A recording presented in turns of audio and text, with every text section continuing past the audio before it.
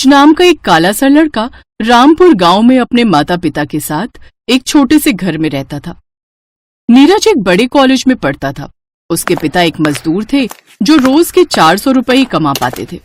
बड़ी मुश्किल से उसके माता पिता ने उसका दाखिला एक बड़े से कॉलेज में करवाया था। नीरज बेटा, पूरे 25,000 दिए तुम्हारे कॉलेज में दाखिले के, अब अच्छे से मन लगा कर पढ़ना। बाबा, मैं पढ़ना चाहता हूँ, लेकिन जब सब मेरा मजाक उड़ाते हैं ना तो मुझे बड़ा बुरा लगता है। तू बस पढ़ाई पर ध्यान दे, लोगों की बातों पर नहीं। जब तू काबिल बन जाएगा ना तो सबका मुंह अपने आप बंद हो जाएगा।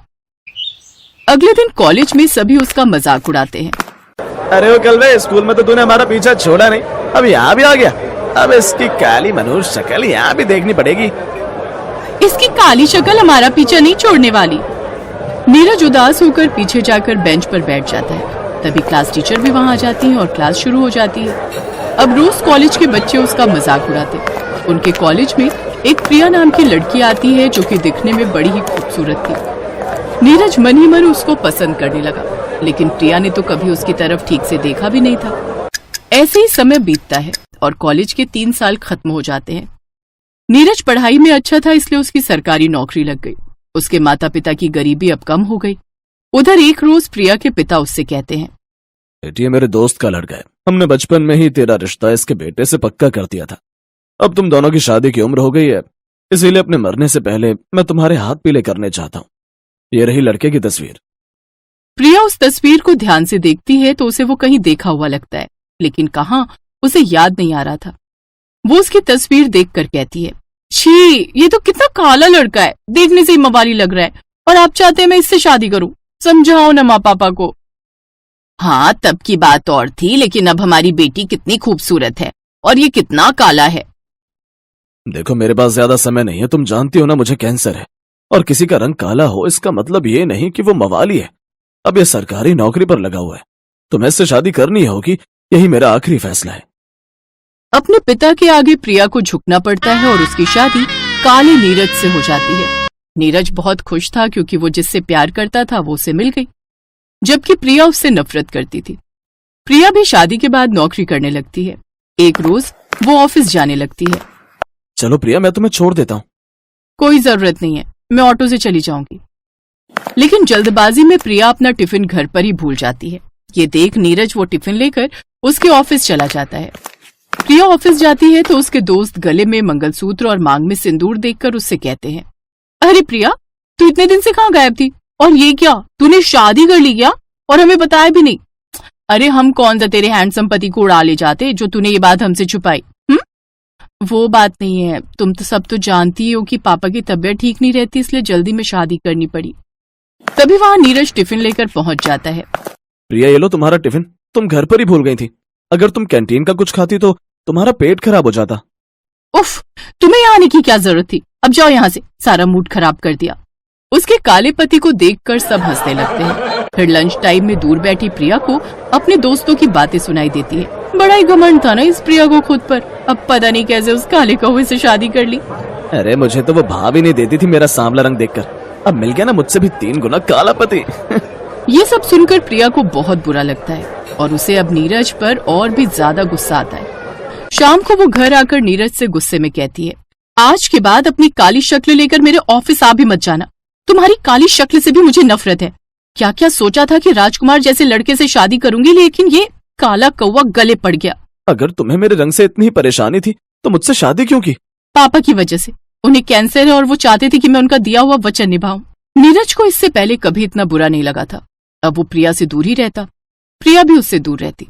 वो ना तो उसके साथ किसी पार्टी में या बाजार में जाना पसंद करती, उसे जहां जाना होता वो अकेले ही जाती। लेकिन कुछ दिन बाद प्रिया का जन्मदिन था और वो इस दिन को यादगार बनाना चाहता था, इसलिए उसने एक सरप्राइज पार्टी का प्लान किया। उसके जन्मदिन वाले दिन उसके दोस्त ऑफिस में, अरे प्रिया जल्दी कर, तुझे पता है ना आज 5 स्टार होटल में हमारी मीटिंग है, बस 5 मिनट और। प्रिया जल्दी से तैयार हो जाती है। कुछ देर बाद वो सभी 5 स्टार होटल में पहुंचते हैं जहां अंधेरा होता है। अरे ये अंधेरा कैसा? तभी लाइट ऑन होती है और प्रिया के ऊपर गुलाब के फूल गिरते हैं। सारा होटल सजा हुआ था। सभी जोर से हैप्पी बर्थडे चिल्लाते हैं। ओह वाह, क्या सरप्राइज है दोस्तों। सच में मुझे नहीं पता था तुम सब मुझसे इतना प्यार करते हो। 5 स्टार होटल में बर्थडे पार्टी का तो मैंने कभी सपना भी नहीं देखा था। Thank you. थैंक यू कहना ही है तो हमें नहीं, अपने पति नीरज को बोल, जिसने ये सब सरप्राइज प्लान किया है। वो तुमसे सच में बड़ा प्यार करता है। तभी नीरज भी वहां आ जाता है। उसके साथ 4 बॉडीगार्ड थे। नीरज हीरे की अंगूठी लाकर प्रिया को देता है। Happy birthday beautiful wife.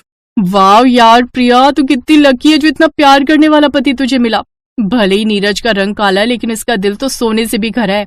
मेरी शादी को 3 साल हो गए, लेकिन मेरे पति ने आज तक एक गुलाब तक नहीं दिया मुझे। काश नीरज तुम मुझे पहले मिले होते। ये सब देख प्रिया को बहुत अच्छा लगता है। उसे नीरज पर बड़ा प्यार आता है और वो मुस्कुराते हुए नीमा से कहती है, ए खबरदार जो मेरे पति की तरफ आंख उठाकर भी देखा। नीरज मुझे माफ कर दो, लेकिन इतना खर्चा करने की क्या जरूरत थी। कोई बात नहीं प्रिया, मैं बस इतना चाहता हूँ, मैं जैसा हूँ तुम मुझे वैसा ही स्वीकार कर लो। तुम मेरी पत्नी हो और मैं जो भी कमा रहा हूँ तुम्हारे लिए तो कमा रहा हूँ। और मैडम आपको जानकर खुशी होगी, आपका पति अब इस जिले का कलेक्टर बन गया। मेरा प्रमोशन हो गया, इसीलिए अब डबल सेलिब्रेशन होगा। ये सब सुनकर प्रिया को अपने काले पति पर बड़ा गर्व होता है और अब वो उसके साथ मिलकर केक काटती है। अब नीरज एक बड़ा सा घर लेकर अपनी पत्नी और माँ बाप के साथ उसमें रहने लगता है। आज नीरज की काबिलियत ने उन लोगों का मुंह बंद कर दिया था जो कभी उसके रंग को लेकर उसका मजाक उड़ाते थे।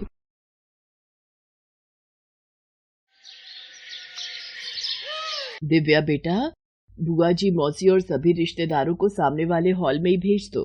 भावना आ गई है, वो वहीं सबका मेकअप कर देगी। मम्मी, मुझे भावना से तैयार नहीं होना, बहुत ही सस्ता मेकअप यूज करती है वो। मैं तो मार्केट में जो नया ब्यूटी पार्लर खुला है वहीं तैयार होने जा रही हूँ। आप हो जाना उस भावना से तैयार। चल निधि, हम तैयार होने चलते हैं। आखिर मेरे इकलौते भाई की शादी है, इतनी सस्ती ब्यूटी पार्लर वाली से थोड़ी तैयार होंगी मैं।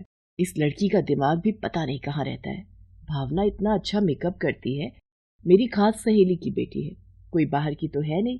इतने सालों से हमारे घर आ रही है। जब भी कहीं जाना होता है बेचारी को एक बार फोन में लगाती हूँ और झटपट चली आती है। आज तक इसने कभी मना नहीं किया मुझे। मैं ही चली जाती हूँ तैयार होने। बहन जी, मुझे मेहमानों के बीच पहले पहुंचना है। मैं जरा भावना से जूड़ा बनवाकर साड़ी पहन लेती हूँ, नहीं तो वैभव के पापा गुस्सा करेंगे कि अभी तक तैयार नहीं हुई। भावना बेटा, एक काम कर, तू पहले मुझे ही तैयार कर दे, बाकी सब रिश्तेदारों को एक एक कर तैयार कर देना। ठीक है आंटी जी, आइए मैं आपका जूड़ा बना देती हूँ। आंटी जी, ये मैं ताजे गुलाब के फूल लाई थी, आपके जूड़े में लगा देती हूँ। आंटी जी, अंकल आपको बुला रहे हैं अभी इसी वक्त। आ रही हो बेटा। थैंक यू भावना, मेरे लिए इतना सोचने के लिए। चल अब तू ना इन सबको भी तैयार कर दे, तब तक मैं वैभव के पापा के पास जाती हूँ। बारात के निकलने का समय हो रहा है, सब मेहमानों को भी देखना है। और तू भी कुछ खा ले, बहुत देर से मेकअप कर रही है। क्या हुआ, इतने परेशान क्यों हो? सब खत्म हो गया सुषमा, ये शादी नहीं होगी। पर हुआ क्या? आप ऐसे क्यों बोल रहे हो? क्या हुआ पापा, सब ठीक तो है? कुछ ठीक नहीं है। मेहता साहब का फोन था, उनकी बेटी पूनम और तुम्हारी होने वाली बहू अपने प्रेमी के साथ भाग गई है। सारी बिरादरी में हमारी बदनामी हो जाएगी। सारे मेहमान आ गए हैं, वैभव की शादी नहीं हुई तो सब मेहमान बातें बनाएंगे। वैभव की शादी होगी और आज ही होगी। मेरी नजर में एक बहुत ही सुशील और समझदार लड़की है। मैंने एक बार पहले भी उसके बारे में जिक्र किया था, पर वैभव को पूनम पसंद थी, इसलिए मैं चुप हो गई। तुम कहीं भावना की बात तो नहीं कर रही? तुम्हारी सहेली की बेटी जो ब्यूटी पार्लर का काम करती है। माँ, तुम भावना के साथ मेरी शादी के बारे में सोच रही हो? वो भावना जो हॉल में सब रिश्तेदारों का मेकअप कर रही है। माँ, मैं ये शादी हरगिज नहीं करूंगा। भावना में कमी क्या है? उसकी माँ मेरी बचपन की दोस्त है। भावना भले ही हमारे जैसी अमीर नहीं, पर दिल की बहुत अच्छी है, और हमारे पास इस बदनामी से बचने का कोई दूसरा रास्ता नहीं है। वैभव, तुम्हारी माँ शायद ठीक कह रही है, तुम्हें भावना से शादी कर लेनी चाहिए। मैंने सुजाता को शादी में बुलाया था, वो पहुंचने वाली होगी। भावना तो यही है, मैं उसे एक अच्छा सा शादी का जोड़ा देकर तैयार होने के लिए कहती हूँ। वो बहुत अच्छी है, मेरी बात मान जाएगी। सुषमा भावना के मम्मी पापा और भावना से सारी बात करती है। वैभव भी बड़ी मुश्किल से इस शादी के लिए तैयार होता है और भावना की शादी वैभव से हो जाती है। सब कुछ अचानक हुआ तो सब कुछ संभलने में वक्त तो लगना ही था। मम्मी, आपने इस भावना की शादी भैया से करवा तो दी, पर मैं इसे अपनी भाभी कभी नहीं मानूंगी, और भैया भी इस लड़की से शादी करके खुश नहीं है।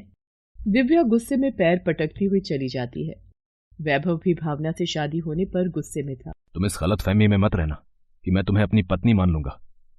तुम्हें मम्मी शादी करके लाई है, बस उन्हीं से मतलब रखो। मेरे से बात संभालने की कोशिश भी मत करना। भावना, तुम चिंता मत करो, धीरे धीरे सब ठीक हो जाएगा। पर आज तुमने हमारे घर की इज्जत रख ली, इसके लिए तुम्हारा बहुत बड़ा शुक्रिया। भावना सब कुछ हालातों की मजबूरी समझकर चुप हो जाती है। सुषमा भावना को बहुत प्यार करती थी। भावना इसी बात से बहुत खुश थी। मम्मी जी, मैं ब्यूटी पार्लर के लिए निकलती हूँ। कुछ दिनों से पार्लर बंद है तो सभी के फोन आ रहे हैं। हाँ हाँ भावना बहू, काम तो पहले जरूरी है, तुम समय पर जाओ। और हाँ, ये मैंने तुम्हारे लिए आलू के पराठे बना दिए थे, तुमने नाश्ता भी नहीं किया तो ये खा ले। मम्मी जी, आप बहुत अच्छे हो। मैंने जरूर कोई पुण्य कर्म किए होंगे जो आप जैसी माँ समान सास मुझे मिली। मेरी बहू भी तो अच्छी है। चल अब जल्दी से ब्यूटी पार्लर पहुंच, कस्टमर इंतजार कर रहे होंगे। इतना घटिया ब्यूटी पार्लर है, सारा दिन मक्खियां मारती होगी और दिखा तो ऐसे रही है जैसे बहुत बड़ा ब्यूटी पार्लर चलाती हो। दिव्या, भावना अब तुम्हारी भाभी है, उसके लिए तमीज से बात करो। भावना ब्यूटी पार्लर आ जाती है। वैभव के ऑफिस में भी सबको पता चल जाता है कि वैभव की शादी एक ब्यूटी पार्लर वाली लड़की से हुई है। कुछ दिन बीत जाते हैं, सब कुछ ऐसे ही चल रहा था। एक दिन वैभव के ऑफिस की छुट्टी होती है, तभी वैभव के बॉस का फोन आता है। जी सर, गुड इवनिंग। वैभव, तुम्हारी एक हेल्प चाहिए थी। मेरी हेल्प सर? सब ठीक तो है? वैभव, मतलब हेल्प मुझे नहीं, मेरी मिसेस को चाहिए थी। वो आज ट्यूसडे है और बाजार बंद है। मेरी वाइफ ने जिस पार्लर में बुकिंग की थी वो आज क्लोज है। उस पार्लर वाली को कहीं बाहर जाना पड़ा। अब आसपास के भी पार्लर बंद हैं। हमें नजदीकी रिश्तेदारों में आज फंक्शन में जाना है और मेरी वाइफ को साड़ी बांधनी नहीं आती है। मुझे पता चला था कि तुम्हारी वाइफ का ब्यूटी पार्लर है। अगर वो मेरी वाइफ की मदद कर देती है, मतलब तुम्हें कोई परेशानी ना हो तो। अब नहीं सर, आप कैसी बातें कर रहे हैं? भावना को कोई परेशानी नहीं होगी। ठीक है, तो मैं एक काम करता हूं, अपनी वाइफ को गाड़ी में तुम्हारे घर भेज देता हूं। सर, मैं खुद भावना को आपके घर ले आता हूं, आप परेशान मत होइए। ओह, फिर तो बहुत अच्छी बात हो जाएगी। ठीक है, तुम मेरे घर ही आ जाओ। मैंने भावना को इतना गलत बोला है, अब उसे किस मुंह से कहूं कि वो बॉस की वाइफ को तैयार करने के लिए मेरे साथ इनके घर चले। मैंने सब सुन लिया है, आप परेशान मत हो, मैं आपके साथ चलती हूँ। मुझे 2 मिनट बस मेकअप किट रखना है। वैभव भावना को लेकर अपने बॉस के घर जाता है। भावना वहां जाकर बॉस की पत्नी को रेडी कर देती है। भावना, तुम तो बहुत सुंदर मेकअप करती हो। मैं तो अब तुम्हारी परमानेंट क्लाइंट बन गई हूँ। Thank you so much. मेरे लिए बहुत खुशी की बात है कि मैं आपके काम आ सकी। वैभव सचमुच अपने व्यवहार के लिए शर्मिंदा था। वो भावना से सॉरी बोलता है। सॉरी भावना, मैंने तुमसे बहुत गलत व्यवहार किया। नहीं नहीं, आपको मुझे सॉरी कहने की कोई जरूरत नहीं है। देखा बेटा, भावना कितनी अच्छी लड़की है। आखिर मेरी पसंद कभी गलत हो ही नहीं सकती। मम्मी, ये देखो, मेरी फ्रेंड मेरे लिए न्यू कंपनी की ब्लीच लेकर आई है। उसने कहा ये ब्लीच इंस्टेंट है, लगाते ही 5 मिनट में असर कर देती है। कल मेरे कॉलेज का फेयरवेल है, मैं सोच रही हूँ यही ब्लीच लगा लूं। दिव्या, ये ब्लीच अच्छी कंपनी की नहीं है। मेरे पास भी कोई इसे बेचने के लिए आया था, पर इस ब्लीच के बारे में मैंने सुना हुआ था। कई लोगों के फेस पर इस ब्लीच को लगाकर रिएक्शन हो गया और एलर्जी हो गई। तुम अपने काम से काम रखो, बीच में मत बोला करो। मैं यही ब्लीच लगाऊंगी। दिव्या भावना की बात को अनसुनी कर देती है और ब्लीच लगा लेती है। पर ब्लीच लगाने के कुछ देर बाद ही दिव्या के फेस पर एलर्जी हो जाती है और उसका फेस लाल हो जाता है। ये क्या, मेरे फेस पर ये एलर्जी कैसे हो गई? मेरा फेस तो पूरी तरह से लाल हो गया है। और खुजली भी बहुत हो रही है। मैं क्या करूं? मुझे तो कॉलेज फेयरवेल में पहुंचना है। भावना ने तुम्हें मना किया था कि ये ब्लीच मत लगा, पर तुमने उसकी बात को अनसुना कर दिया। अब मैं भी क्या कर सकती हूँ? भावना से पूछो, शायद उसके पास इस एलर्जी को दूर करने का कोई उपाय हो। भावना भाभी, मेरी मदद करो, मेरा तो पूरा फेस एलर्जी से भर गया है। मुझे शाम को फेयरवेल के लिए पहुंचना है। घबराओ नहीं दिव्या, कुछ नहीं होगा। सबसे पहले ये एलर्जी ठीक करने वाली टैबलेट खाओ, बाकी मैं तुम्हारे फेस पर एक पैक लगा रही हूँ, इससे तुम्हारे फेस को ठंडक मिलेगी। भावना इसी तरह दिव्या को कुछ आरामदायक चीजें देती है, जिससे कुछ ही घंटों में दिव्या का फेस बिल्कुल ठीक हो जाता है। थैंक यू भावना भाभी, आप बहुत अच्छी हो। मैंने आपको हमेशा गलत समझा, आपका कभी सम्मान नहीं किया, हमेशा अपमान किया। आप मेरी सबसे प्यारी भाभी हो। सबसे प्यारी भाभी और सबकी प्यारी बहू भी। इतना प्यार देखकर भावना की आंखों में आंसू आ जाते हैं और वो दिव्या को गले से लगा लेती है।